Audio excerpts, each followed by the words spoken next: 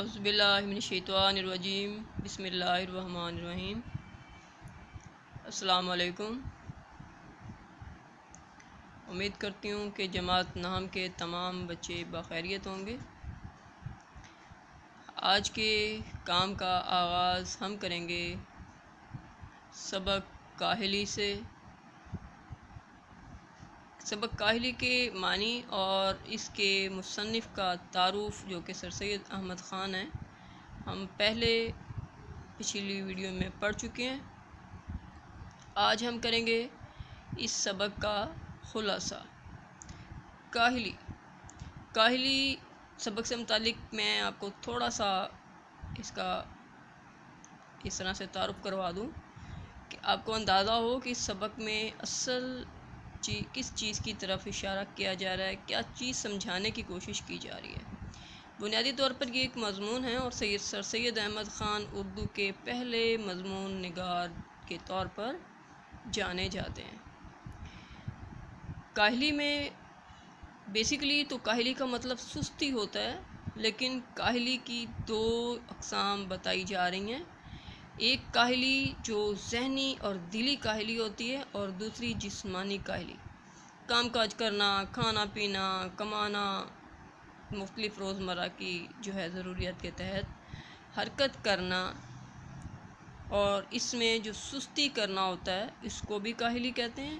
دوسرے نمبر پر جو لوگ سوچنے سمجھنے کی اپنی صلاحیت کو بالکل بیکار چھوڑ دیتے ہیں، اس کو کام میں نہیں لے کے آتے، اس کو بھی کاہلی کہتے ہیں۔ تو کاہلی کی جو دوسری قسم ہے وہ زیادہ نقصان دہ ہے۔ پہلی قسم کی جو کہہ لیں کہ اس کے جو منفی اثرات ہوں گے، پہلی قسم کے، یہ انسان کی اپنی ذات کو سب سے زیادہ نقصان دیتے ہیں، پھر اس سے متعلقہ افراد کو بھی نقصان دیتے ہیں۔ لیکن اس کے نقصان کا پیمانہ اتنا وسیع نہیں ہوتا جتنا کہ ذہنی اور دلی کاہلی، احساسات کو بیکار چھوڑ دینا، سوچنے سمجھنے کی صلاحیت کو کام میں نہ لانا، ان چیزوں کو بیکار چھوڑنے سے جو نقصانات ہوتے ہیں وہ بڑے وسیع پیمانے پر ہوتے ہیں اور یہ زیادہ نقصان دہ ہوتے ہیں۔ لہٰذا اس میں یہ بتانے کی کوشش کی جا رہی ہے کہ جب انسان آس پاس کی چیزوں کو محسوس کرنا بند کر دے، اپنے جذبات اور اپنے احساسات سے عاری ہو جائے، اپنی سوچ اور فکر کو کام میں نہ لائے، تو گویا کہ اس میں اور جانور میں کوئی فرق نہیں رہ جاتا۔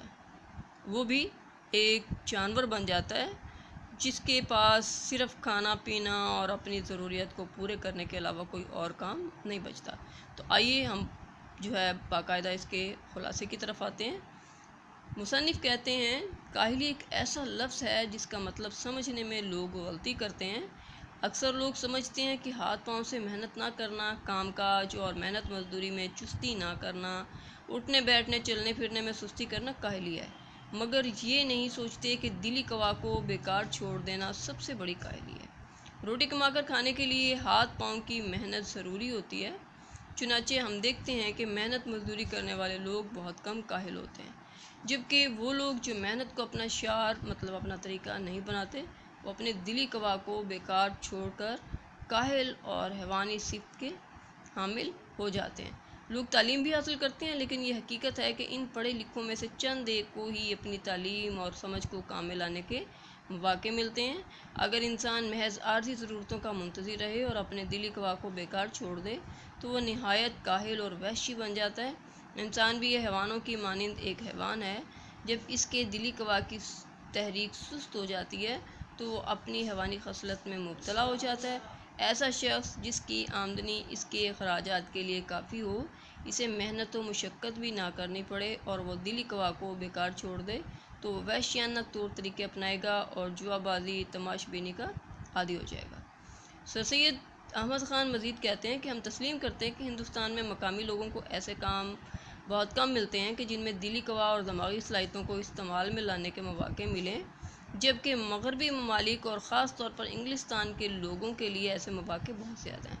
مصنف اپنے ہم وطنوں سے مخاطب ہو کر کہتے ہیں کہ اگر ہمیں اپنے ملک میں دلی قوا کو کام میں لانے کے مواقع نہیں مل رہے تو اس کی وجہ بھی یہی ہے کہ ہم نے کاہلی اختیار کی ہے اور اپنی ذہنی صلاحیتوں کو بیکار چھوڑ دی ہے۔ اگر ہمیں دلی قوا اور عقلی صلاحیتوں کو کام میں لانے کے مواقع میسر نہیں تو ہمیں ان مواقع کے حصول کے لیے بھرپور کوشش کرنی چاہیے۔